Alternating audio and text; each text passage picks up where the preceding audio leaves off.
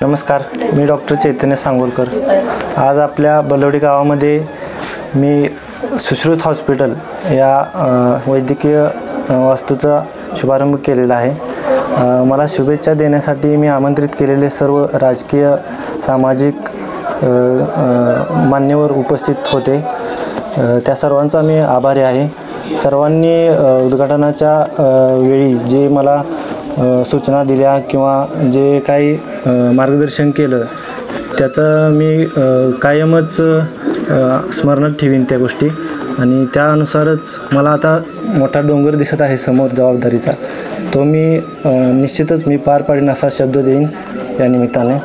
आणि माझे 2 शब्द संपले।